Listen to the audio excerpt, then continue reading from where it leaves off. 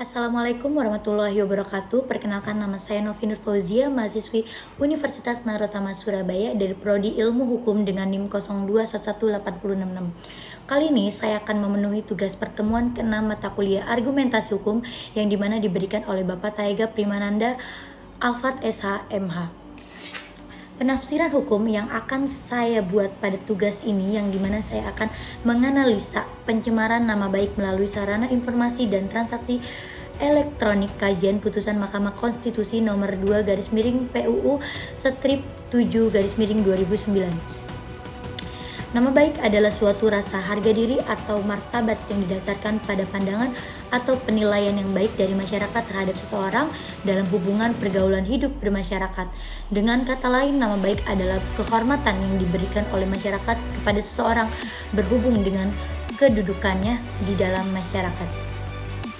Kehormatan dan nama baik memiliki pengertian yang berbeda, tapi keduanya tidak dapat dipisahkan satu dengan yang lain karena menyerang kehormatan akan berakibat kehormatan dan nama baiknya tercemar. Demikian juga menyerang nama baik akan berakibat nama baik dan kehormatan seseorang tercemar. Oleh sebab itu, menyerang salah satu di antaranya kehormatan atau nama baik sudah cukup dijadikan alasan untuk menuduh seseorang telah melakukan penistaan terhadap dua ukuran, bahwa suatu ucapan yang menuduhkan suatu perbuatan sehingga dianggap menyerang kehormatan dan nama baik seseorang, yaitu ukuran subjektif dan ukuran objektif. Menurut ukuran subjektif, ada orang yang merasa terserang kehormatan dan nama baiknya akibat adanya ucapan orang lain yang menuduhkan suatu perbuatan.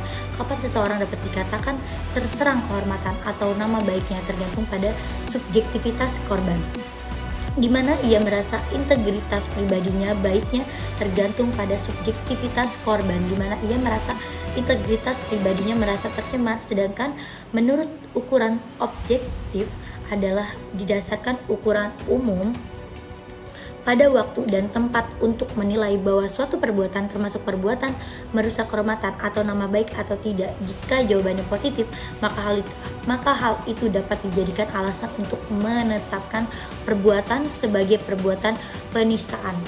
Di sini nilai-nilai yang hidup di dalam masyarakat menjadikan ukurannya.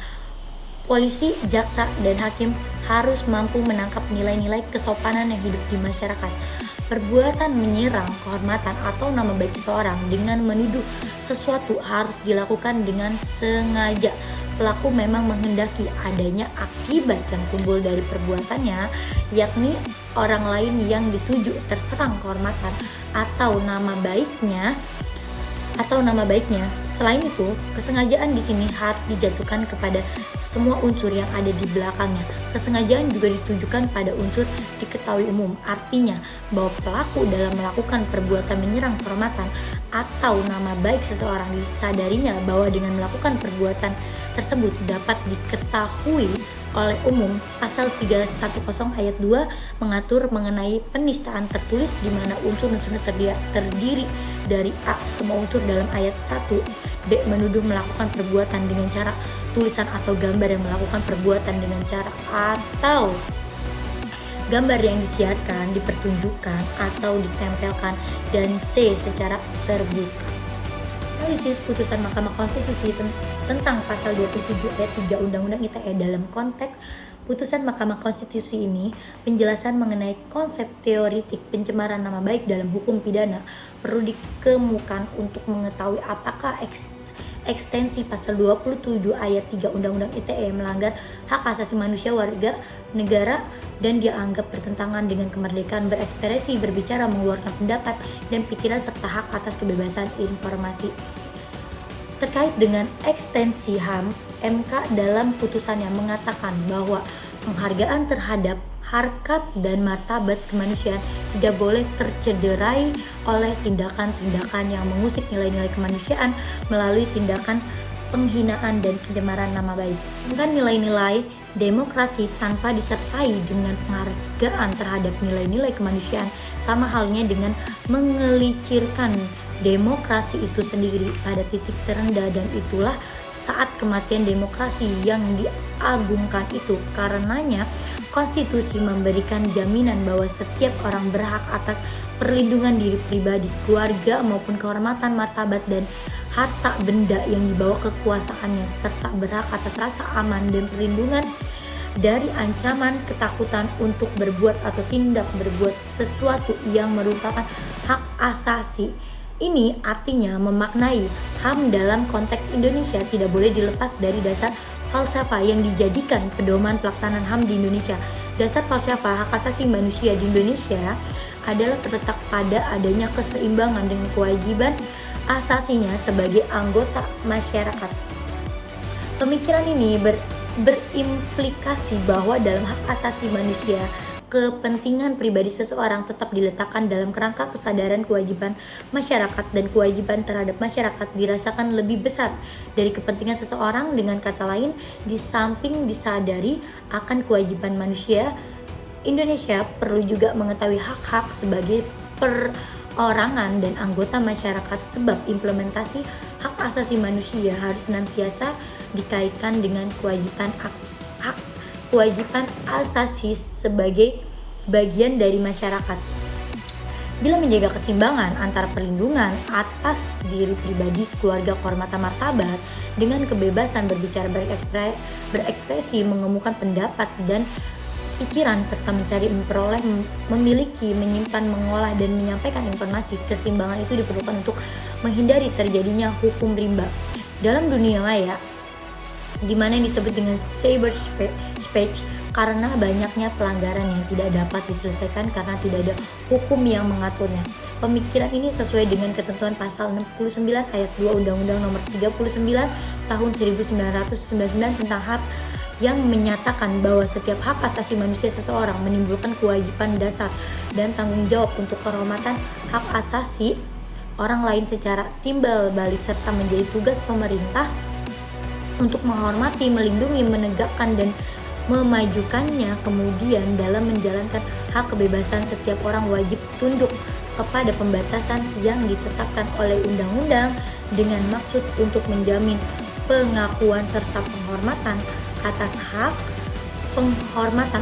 dan kebebasan orang lain, dan untuk memenuhi tuntutan yang adil sesuai pertimbangan moral, keamanan, dan ketertiban umum dalam suatu masyarakat demokratis. Pasal 7 dalam kaitannya dengan hukum pidana yang melarang perbuatan mencemarkan kehormatan dan nama baik seseorang, Mahkamah berpendapat bahwa nama baik, martabat, atau kehormatan seseorang adalah salah satu kepentingan hukum yang dilindungi oleh hukum pidana karena merupakan bagian dari hak konstitusional setiap orang yang dijamin oleh Undang-Undang 1945 maupun hukum internasional. Karenanya apabila hukum pidana memberikan sanksi pidana tertentu terhadap perbuatan yang menyerang nama baik, martabat, atau kehormatan seseorang, hal itu tidaklah bertentangan dengan Undang-Undang 1945. Maka berdasarkan penjelasan saya ini yang pada sebelumnya, dapat disimpulkan bahwa pengaturan delik pencemaran dalam pasal 27 ayat 3 Undang-Undang ITE pada dasarnya tidak dapat dikategorikan sebagai pelanggaran terhadap hak-hak individu warga negara, sebab memaknai HAM sendiri tidak dapat dilepaskan dari hak orang lain tentang hak sama dan kewajiban tiap-tiap warga negara untuk menghormati hak orang lain, sehingga timbul keseimbangan dalam memaknai dan melaksanakan HAM ketika negara melakukan pembatasan terhadap hak-hak warga negara melalui hukum pidana. Hal itu tidaklah dapat serta-merta dikatakan sebagai bentuk penolakan dan pengingkaran terhadap nilai-nilai demokrasi. Mendengungkan nilai-nilai demokrasi tanpa dibarengi dengan penghargaan terhadap nilai-nilai kemanusiaan, sama halnya dengan menggelincirkan demokrasi itu sendiri pada titik terendah, dan saat itu bisa terjadi kematian bagi demokrasi yang diagungkan itu. Karenanya konstitusi memberikan jaminan bahwa setiap orang berhak atas perlindungan diri pribadi, keluarga, kehormatan, martabat, dan harta benda yang dibawa kekuasaannya, serta berhak atas rasa aman dan perlindungan ancaman ketakutan untuk membuat atau tidak berbuat sesuatu yang merupakan hak asasi. Selain itu, pasal 27 ayat 3 Undang-Undang ITE oleh pemohon dinyatakan bertentangan dengan kemerdekaan berekspresi, berbicara, mengeluarkan pendapat dan pikiran, serta hak atas kebebasan informasi secara eksplisit dijamin oleh Undang-Undang dijamin oleh Undang-Undang Dasar 1945 Pasal 28 ayat 3 mengatur tentang hak kebebasan berekspresi dan berpendapat. Masalahnya, apa esensi dan dari pasal yang dimaksud kebebasan mengeluarkan pendapat mencakup hak untuk mencari, menerima, dan menyebarkan gagasan serta informasi. Kebebasan ini merupakan suatu hak yang dimiliki banyak sisi, menunjukkan keluasan dan cakupan hukum hak asasi manusia. Pengeluaran pendapatan dilindungi dalam bentuk verbal maupun tertulis di berbagai medium seperti seni, kertas, serta internet. Makna kebebasan mengeluarkan pendapat tentu saja bukanlah tidak terbatas. Harus ada langkah-langkah yang perlu diambil untuk memastikan agar kebebasan mengeluarkan pendapat tidak merugikan hak dan kebebasan orang lain. Artinya, walaupun kebebasan mengeluarkan pendapat merupakan hak konstitusional setiap warga negara yang secara eksplisit dijamin oleh Undang-Undang Dasar 1945, tapi makna kebebasan tersebut jangan dimaknai sebebas-bebasnya tanpa mengindahkan norma hukum dan norma-norma yang lain. Sebab pemaknaan hak asasi manusia termasuk hak atas kebebasan untuk mengeluarkan pendapat harus diletakkan dalam konteks pencemaran nama baik melalui sarana informasi dan transaksi elektronik. Jadi, kesimpulannya pada semua yang saya bicarakan mengenai analisa ini, jadi pengertian dasar delik genus pencemaran nama baik adalah menyerang kehormatan atau nama baik seseorang, sedangkan bentuk-bentuknya meliputi pencemaran atau penistaan pasal 310 ayat 2, fitnah pasal 311, penghinaan ringan pasal 315, pengaduan fitnah pasal 317, persangkaan palsu pasal 318, dan penistaan terhadap orang yang telah meninggal pasal 320. Terjadinya delik pencemaran nama tidak cukup bila aparat penegakan hukum hanya mendasarkan diri pada adanya pengaduan seseorang bahwa kehormatan atau nama baiknya terserang, tapi juga harus didasarkan pada penilaian masyarakat termasuk kalangan profesi dan ahli bahasa tentang perbuatan pelaku.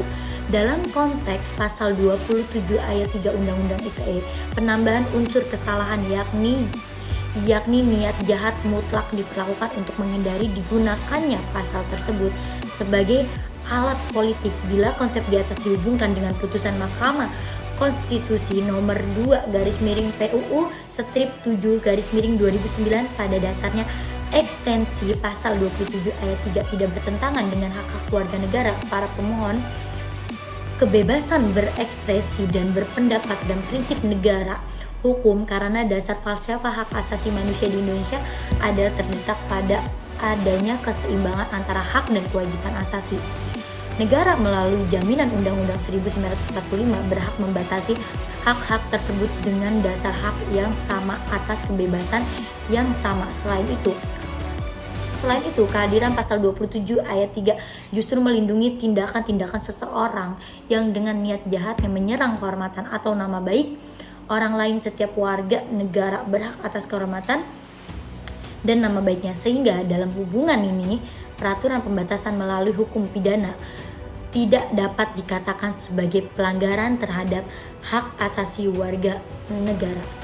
Sekian dari saya, terima kasih. Assalamualaikum warahmatullahi wabarakatuh.